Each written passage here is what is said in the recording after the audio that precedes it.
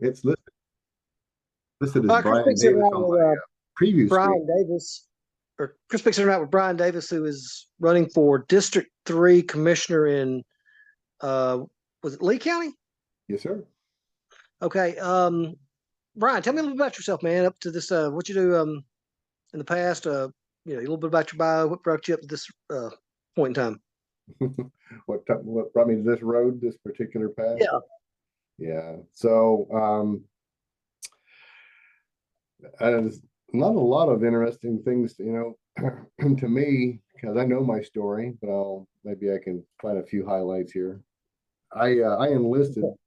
It took about 4 years after I graduated high school to figure out what I was going to do. And I enlisted in '93, and then in the Air Force, and I served until 2018, and so 25 years. So I was active duty in the Air Force, traveling all around, seeing a lot of the country, seeing also a lot of the world, and getting a pretty good perspective on just how exceptional America is in every regard, every measure, and it just deepened my commitment, to serving. But the longer I stayed, honestly, I didn't come in to the Air Force to make a career out of it. I came in to do 4 years, figure out what I was going to do with the rest of my life, and then get out. And then 25 years later, I retired. Well, probably not a bad retirement. Well, it's not, yeah. But it was, what's the saying? It's like man plans, God laughs. God had other plans, so it just kind of detoured my original plan. But it was very rewarding, very challenging, but very rewarding. I learned a lot about myself, about how the government works, how military operates, of course, but also I met a lot of people from all over and all different types of backgrounds. It just can't even imagine, all the different, the melting pot, of the military environment. It is a microcosm of our country, and it's very, very much you rely on everybody else's strengths, unique perspectives. You can come together and all become better for the experience. I'm a firm believer in we are smarter than I. And that's kind of the philosophy that I developed while I was active duty. But fast forward to 2018, when I retired, I really was thinking I was just going to go back to school. I'm sorry. Go ahead. Fast forward to 2018. Yeah, fast forward to 2018, and I thought, well, I'll just go back to school, get my master's degree, because I already had a bachelor's and associates and some certifications and stuff. But I thought, well, I'll go back and get my master's degree in clinical mental health counseling. So my plan was to be a therapist, professional counselor. And then a friend of mine called me at that time. Are we still live? The picture went away. Yeah, I'm still alive. I was just okay. Yeah, I'm still. Yeah. So then a friend of mine called me that I'd served with in the Air Force. He said, "Hey, what are you doing?" I said, "Well, I'm just going back to school, taking my time." He said, "Well, you should try this company out." And so I moved over to Montgomery to do this job. The short story is I moved to get the job, and then it was with an architecture and engineering firm, and I was helping design hospitals and helping renovate existing ones, because my background was clinical engineering. That's what the Air Force, I neglected to mention that. What I did in the Air Force was, in a peacetime situation, I supported all the stuff inside of a hospital. Everything except the patients, so all the medical equipment, all the x-ray equipment, all the ventilators, anesthesia, all that stuff. And also to include the power, the generators, everything, HVAC. It was all under my supervision. So when I got out, I was able to continue that to a degree, working with this architectural and engineering firm, but with developing actual plans, blueprints for hospitals and renovations for existing ones. Did that for 4 years, and then I moved over to the Auburn office. and continued doing that. And then I got another job offer from somebody else that I also served with. And he said, "Hey, what are you doing?" Same story. And I was like, same lead. And I was like, "What are you doing?" And it's just a matter of like all these things. Looking back on it, it's like everything that happened along the way, it was all part of God's plan. It was just I wasn't aware of it at the time. It's just every step led me to where I was, and I had experiences while I was in that environment that further developed me, made me a better person. Just there's a Latin phrase um, that I think of when I think about the people I've had the opportunity, the blessing to work with, and it's uva uvum vivendo varia fit, and it means a grape matures by proximity to other mature grapes. And I've been really blessed to have some really great mentors and friends and companions along this journey. Like I said, I got another job offer with this other company. So what are you doing? And I said, well, I have this great group of people I'm working with, loving it, And he said, well, you should look at this company. I'm like, well, okay, I'll take a look at it. And he says, it's really close to what you used to do when you worked at the headquarters, when I was active duty. And he was right. It's a really exciting job. Long story short, I took that job almost 2 years, going 2 years now. I took that job, and it's another great bunch of people, and it gives me the opportunity to solve complex problems, and for a multi-billion-dollar company that just has a lot of moving parts, and every problem is unique, and every project is different. But I'm able to actually bring a lot of diverse thought and perspective together to work through these problems and solutions. That's about the job, about the Air Force career. How did I get into the political world? It was honestly, it was actually the last thing on my mind, even 6 months ago.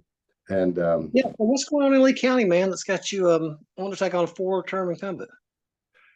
yeah, the short answer is my eyes have been open to what's going on, in Lee County, and I was I was blissfully ignorant before because I was just too busy. Like a lot of the residents, I was just I assume that most people have the same or similar struggles. Busy with work, a family, maybe higher education, trying to make ends meet.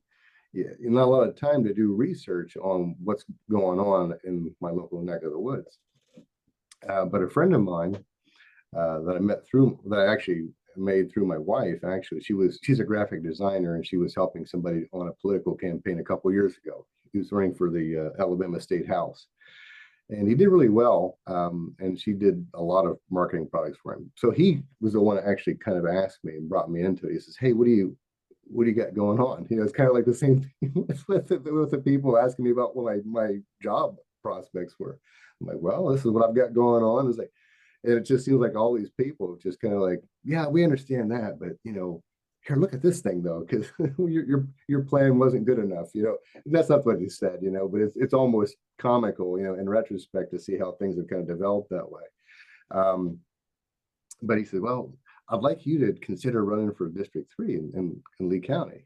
And I said, well, and I told him, it's Mike, I got this going on, I got a full-time job, I got a toddler. I have a 17-month-old son. Oh, And wow. I know. Yeah. I was married before, so I have a 22-year-old daughter, and now I have a 17-month-old son. And anyway, he's a blessing in every way. But he's such a character. I was just thinking about him right now. When I think about him, it's like it just breaks my train of thought. Yeah, but between the family, between working and also going to school for my master's degree, so I'm halfway through my master's degree, and then he brings this up. So hey, can you consider running for this? And I said, well, I said, look, I said I have to talk to my wife. I said I need to pray about it, and he says. About a week later, he says, "Did you talk to your wife? Did you pray about it?" I said, "Well, I talked to my wife."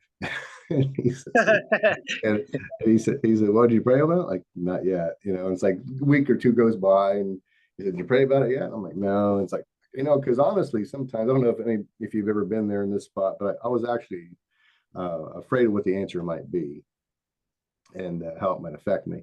So when I finally got around to it, I prayed, and Lord, thy will, not mine, that kind of thing. And I had a confirmation that I should do it. And of course, my response was like, "Are you sure?" Could I maybe recommend some other folks? Like he would need recommendations, right? So that's kind of what led me down the path. And then everything. So when I surrendered to His will on this, everything's just kind of been lining up. It's just I I run into the right people at the right time. I talking to people that actually um, give me a better perspective on things. I have great mentorship, in the political sphere, a lot of connections, that just kind of came out of nowhere almost, and it just, I,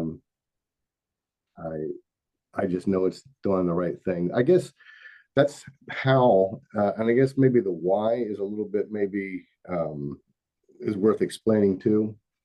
Like I spent 25 years uh, abroad, you know, doing what I thought I could to defend democracy and our Constitution against enemies, foreign and domestic. And when I started realizing what was going on here locally, it really set me off. It's like I didn't spend 25 years of my life, I didn't waste 25 years of my life defending rights that local politicians are now trying to steal away from citizens. It's like I will not sit idly by when things like that happen. It's like I've 25 years in the military. I know to fight. It's like, and I am not afraid of a righteous cause. And I think that we have a lot of disturbing things going on in the county right now that my opponent, the incumbent, that's been there for 16 years, has just been rubber stamping this erosion of civil liberties. And I'll give you an example. He after the Supreme Court ruled, in favor of constitutional carry, he voted to still require permits and that whole extensive, exhaustive process that goes along with getting a permit to carry. And he also has been instrumental in turning off the citizen comments being part of the official minutes of the county commission. Oh wow! They can citizens can get up and speak, but they're actually getting ready to propose this new, even more restrictive policy on how much people can say and how often they can say it. But he voted to remove those from the official minutes, and they don't stream the meetings anymore either. They don't really want citizens in the county to know what's going on. It's easier to do things in secret, but I think it's Ephesians, talks about things being done in darkness, and everything that's done in the darkness will be brought into the light. So that's what I'm just trying to do. I'm trying to light a candle instead of cursing the darkness. I don't want to be one of those people. If I'm going to complain about something, I have to be willing to at least put some skin in the game and do my part to make it better. Also, from my active duty days, like learned pretty early on, it's like told Brian, if you're just coming to complain about things, and not going to give me a proposed solution or a better way of doing things, you're just whining. And so I don't want to be that guy, right? So that was another thing. But probably one of the almost universally sore sticking points for the residents in Lee County is this public dumpster removal. So when we moved to Smith Station from Auburn, we got a local waste management company to pick up our refuse. And I'm very big on supporting local business and local business people. And so he's a local business contractor, been doing a great job. And the county commission issued letter that said cease and desist with your private contractors. We're bringing this company in from outside of Lee County, and everybody will have to use this one. And it's like, but don't worry, we're not going to charge you for the first 2 years. Well, I didn't care if they're charged or not. I just thought that was wrong. It's a government-backed monopoly, going to force out these other independent contractors. And so I was already fired up about that. And then they backed off of the free 2 years and said, no, we're going to put it in your vehicle registration. And it's like, okay. So it's already changing the story because they figured out they need money to make this happen. And then they morphed from that to actually charging people anyway, not in the registration, but, sending them bills. And the more latest developments on that is they've actually hired 5 employees that work in the county courthouse that collect bills and harass citizens on behalf of this private company. And I was like, wow. So our tax dollars are funding a private company and also funding the government's arm to enforce bill collection. That's interesting. It gets worse. So I'll say that again, our tax dollars are funding. I had a phone call come in and it temporarily blocked that out. Oh yeah, no problem. So our tax dollars are funding this bad decision, but they're also funding 5 employees that sit in the county courthouse that call and send out correspondence to harass citizens to pay on behalf of this private company. So it's just wrong. And they've sent out some letters along the line. The county commission has sent out letters threatening citizens. About 6,100 residents in Lee County haven't paid $1 towards this waste collection service that they were not consulted on, given a voice on, or a chance to vote on. And they have refused to pay, like myself. I'm not paying. I have a private contractor. Why would I pay the county? And so people have gotten this letter that says, well, if you're remain derelict in your dues on this bill, then a court date will be issued to you or assigned to you. If you fail to show for your court date, a warrant for your arrest will be issued. So they've taken a civil matter and turned it into a criminal matter. Wow. Which is another issue. Yeah. They actually did arrest this 82-year-old woman up the road. No, they didn't. They did. And they booked her, and when it got to court, the judge threw it out. They never should have gotten that far. I mean, this is just an incredible abuse of power. I just didn't know until I was starting to get educated on what was going on in the local area that this could happen at the local level. I mean, Smith Station, I love the area. I love the people. And that's why I moved. Auburn was a little bit too big, a little too fast paced for me, but that's why we moved here, because it was, we wanted to get to know people on a much deeper level, and the people have just been great. And then unfortunately, a lot of the elected officials have been demonstrating just how little they care about their constituents, the people they're supposed to be serving. Look, I served our people. I served our nation for 25 years. I know a little bit about public service, and it really bothers me when people who are supposed to be serving the public are serving themselves instead. One of the county commissioners on District 4, not my opponent, I will make that clear, on District 4, he got ousted, but this waste management company was coming on board, this contract was coming on board, which they did not competitively bid, which that's another thing that, from my days in the military, it's like that would have been an egregious foul. We would have gotten our feet held to the fire for something like that. But they got away with it, and they got this contract let. But the District 4 commissioner, as soon as the contract was awarded, he leased a fleet of trucks to them so they could do their job. So I wonder, did that idea occur to him just after he left office? I mean, come on. I'm wondering how much of this takes place at all the county levels throughout the state, because I doubt this is just isolated to Lee County. I mean, it would be amazing to see what's actually going on out there. Yeah, no, I think you're right. I think that your instincts are right on it. I think it happens a lot more than people realize, because I think that a certain type of people that does get that does gravitate towards public office. Not everybody, I'm going to say, but I think there's a significant percentage that gravitates towards that. That they they do want to better themselves. They want to. It's more about them than it is about the people they're supposed to serve.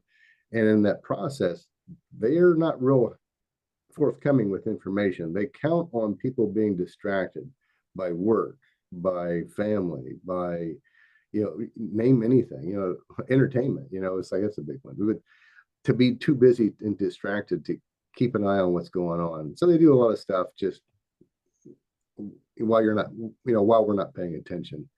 And I've been guilty of it. I've been caught up in, trying. I was a single father for several years, and it's like trying to take care of my daughter and work, a time intensive thing like the military. It's like there's a juggling act. It's like there's not a lot of time to keep up on world events and politics, and moving around too.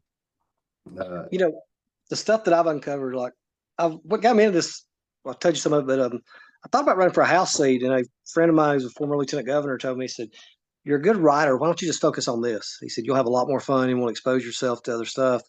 And man, I was shocked at the stuff that I found out that was going on in the state house and the state senate. And it's like they're all in this together and just waiting on somebody to turn on the other for some reason. I mean, the stuff they put Siegelman in jail for is just pales in comparison that of what's going on down there. I mean, it was just it's like he went to jail for this. Like I've waged a one-man war against the Public Service Commission, which I sent you some of that, but that's just the tip of the iceberg. So you can imagine if that's going on at the county level, what's going on at the state, and then what's going on at the national level. Yeah. I don't think we really want to know. Yeah. Well, once you know, you can't unknow it, right? So you'll never go back to blissful ignorance if you get your eyes open. I mean, because sorry, I got a little off topic, but you're No saying, but somebody, whatever segment wanted Memo out of office. They spent $27 million against Governor Ivey in this last campaign. What? $27 million? 27 million to her 8. Wow. And she got 55% of the vote. I mean, they couldn't even hold her under 50%. They outspent her 3-1. But back to your race. So, how are you going about campaigning? I mean, did you go in the old fat door-to-door knocking when it comes back up, or going to the meetings, or? Well, it's a little bit of column A. It's a la carte, right? So there's door knocking. There's going to different groups and talking to them, in the area. Going East Alabama Republican Club, but talked to them. Was it last week? I'm losing track. Went and talked to folks at the VFW, also the Disabled American Veterans local chapter. I'm scheduled next month to go to the Smith Station Republican Club and talk with them. And I have a really good group that I'm a member of. It's East Alabama Republican Assembly. And actually, I'd like to invite you up to one of our meetings. We meet twice a month. We meet before the Lee County Commission meeting. We meet in Opelika at a Durango's restaurant. And there's a lot of people that come to that. We have guest speakers, we have political candidates, but we also have people who've formerly held office or at least ran for office. There's a lot of people in that room that know what's going on, and they've educated me quite a bit on local trends and Sure, I'll look into it. But I'll send you the information on it. I think you'd really enjoy that, and you'd probably get some good potential interviews out of that too, I'm sure. Yeah, sorry, I said that a while ago because there's so many people I talk to every day. Like Linus, I can't remember names for anything, so I'll I always have to ask people, hey, what was your name again? So sorry about that. No worries. I'm sure you'll get better at it too. It's like I've noticed that I've improved on it now that I've been doing this. It's I'm kind of a homebody, really. And with this political campaign, you're asking about like what my methods are. So I was going to the high school football games, all the home games for Smith Station, right? Man, there was one guy, I'm sorry, I didn't mean to cut you off, but that I was advising, and I told him that's what he should already be doing right now in statewide office is going to Hoover, Vestavia, Mountain Brook, all these high school football games and stand out there handing out cards. Sorry, it's just Yeah, no so worries. you're somebody that's thinking outside the box as far as campaigning goes. I mean that's a great strat or great idea. So, but sorry, I didn't mean to cut you off. Oh no, no problem. I'm better at doing conversational dialogue rather than me just talking endlessly anyway, so it's nice to have a back and forth. Are you gonna go to the basketball games too?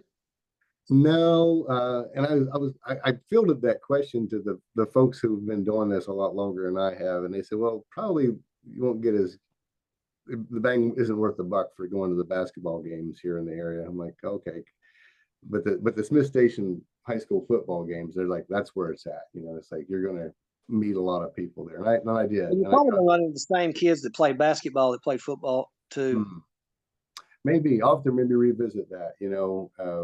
With my my campaign manager. My campaign manager, he used to be in the state house and also as state senator. He did a term in each, and he's been giving me a lot of sage advice. He's been in this world, this political world, for like 40 plus years. He's just a great guy. But I'm getting off topic a little bit. So the other thing too is like I go out to the Lee County flea market every Saturday. I won't be going tomorrow because I'm still recovering from being sick and it's supposed to rain tomorrow. So I'm going to take tomorrow off of that, just so I can get over this crud, whatever it is. But I've been meeting so many awesome people out there, and it's been really eye opening because here's what the county commission is counting on, and I kind of fell prey to this mentality, and so it's as old as Lao Tzu. Is the art of war, divide and conquer. If you can turn off the comments, you at the commission meeting, you can't see how many other people agree with your point of view. You might think you're the only one, that you're in the minority for, take the trash, issue. Like when it took the dumpsters away, I'm like, well, maybe I'm overreacting. Maybe I'm one of a handful of people that feel this way. But, that's just one issue that I've discovered. It's like, as I talk to people at the flea market, I talk to people at the high school, I talk to people out and about, all the different places I go, it's like that is one of the top things on their mind. Like, yeah, I can't believe it did that. I wish we could bring them back. I was like, well, I don't see why we can't. Let's If I can give you some advice on one other place to hit up, that I tell all my candidates that ask me advice. Saturday morning, I mean, I know you might have to get up early, but every morning there's 160-year-old men at every Jack's, McDonald's, Hardee's, every breakfast that's holding court and screaming, by God, we got to stand up and do something about this. And those men are going to be at the polls. I promise you, that's a voting block. And I hardly ever see, nobody ever takes me up on it. So, I would be there in front of those men and, you fire them up. You're absolutely right. In fact, I've done this a couple of times. I've gone to, there's a local cafe where there's where there's that demographic, right? And they have great breakfast. I went there the first time I went there. I went there before this political thing was even on my radar, and just like, well, it's a great place to go and hang out. And you have some good conversations with folks. And then I went back with my father-in-law and went around to table hopping and talked to people around there. And you're exactly right. Those people are like, they're motivated to make a difference. They have a lot of them just have extra time on their hands. They have the time because they're not so distracted. They're not raising 3 toddlers and trying to make the mortgage and the ends meet.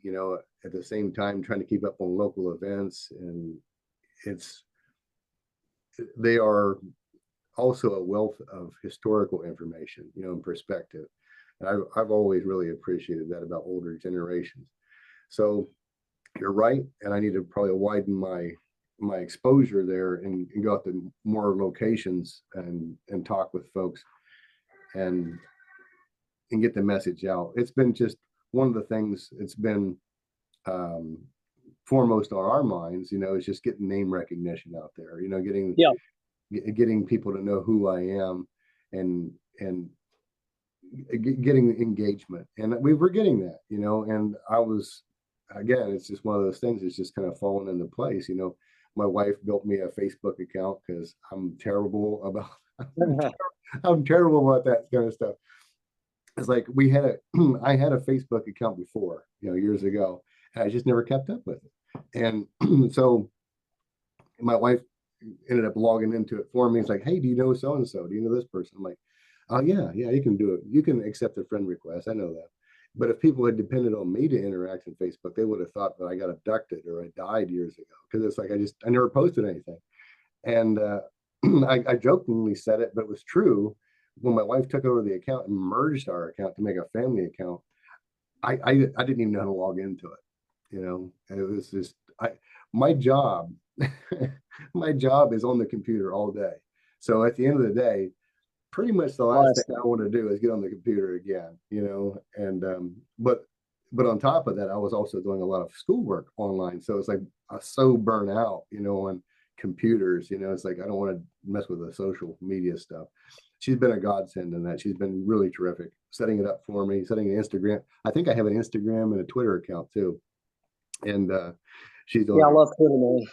Yeah, she's managed. I mean, I guess it's now X, but she manages those for me, and she does all my marketing materials, and she does a phenomenal job. And she's doing that while juggling a 17-month toddler, and and all the that's a full-time job there on its own self. Yeah. Raising. So tell me, you said there was a couple other guys in the race. What differentiates you between them? What should the voters know that's going to make you the man over your opponents? Yeah. So I think the voting record really differentiates me from the incumbent opponent.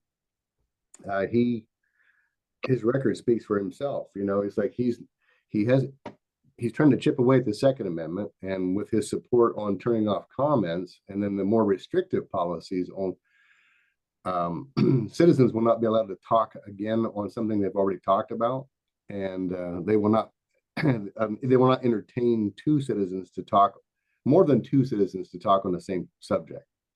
So they are not too fond of the First Amendment either. You could have 10 people in the room that feel strongly about something, but they're going to cut you off at the first two people that talk about it. Wow. Yeah. Wow. Yeah, I know. It's it's kind of astounding what they'll try to get through if they don't get pushed back on it. But yeah, I just saw that today. I just read that. It's in print. That's what they're going to on Monday. That's when the county commission meeting meets. And you might want to go to that too after the East Alabama Republican Assembly, because that's kind of where they go kind of meet, maybe develop some battle strategies of like here's what's going to be on the agenda. What time is it? What's that? What time is it Monday? Monday at 2 p.m. is 2 p.m. is when people usually get their Durangos to eat, and then 3 o'clock is when the EARA meeting happens, and that's for an hour and a half. So 3 to 4:30 is the scheduled time for that meeting, to give people enough time to get over to the Opelika courthouse at 5, for the commission meeting. So the county commission is at 5 p.m. But backing up from that, the EARA meets at 3 o'clock. Okay. So if you want to eat, you get there a little early, but 3 o'clock is actually the meeting time. Well, yeah, this sounds like a pretty good story that people need to hear about. Yeah, there's a lot. Like I said, I've been educated quite a bit on what's going on. I did discover last week that a new candidate has also declared. And honestly, I don't know really anything about him. I can't tell you what would differentiate me from him, because just to be perfectly honest, I mean, I don't know him. Oh, no, that's perfectly fine. Yeah. But I mean, I just hope that I hope he's a better person than the incumbent, because then in either case, if either he wins or I win, we're going to be better off. For the people in Lee County, and specifically in District 3, will be better off and better served.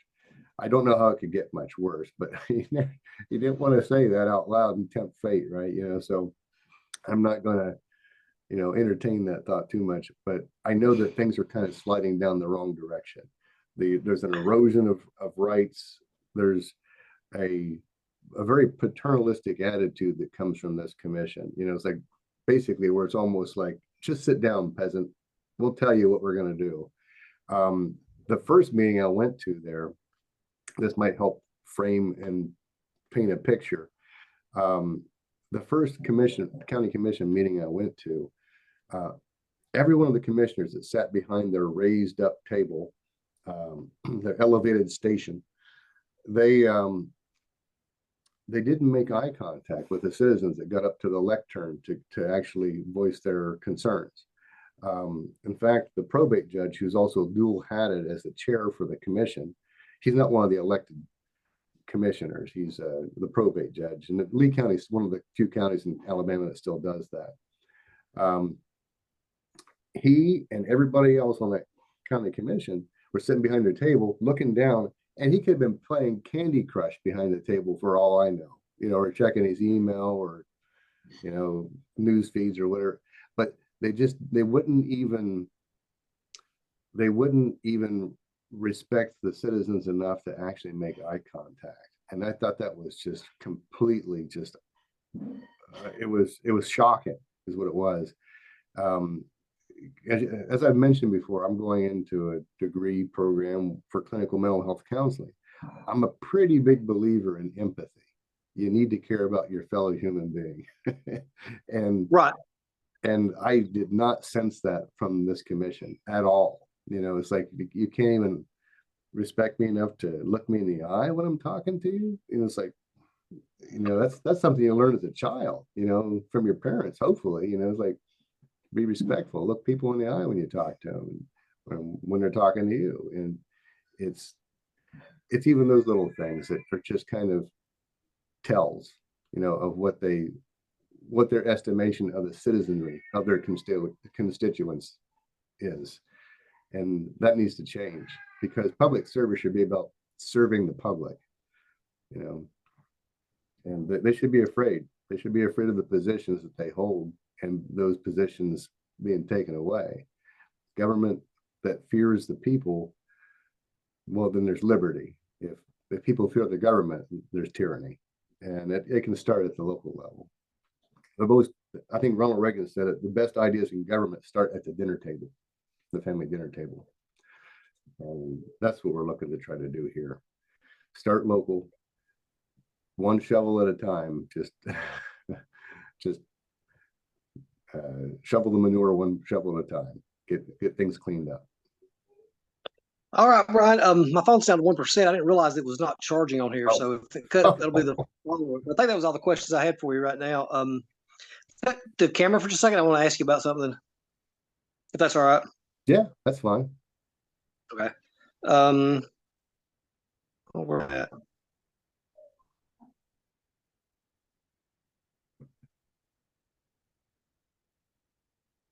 So what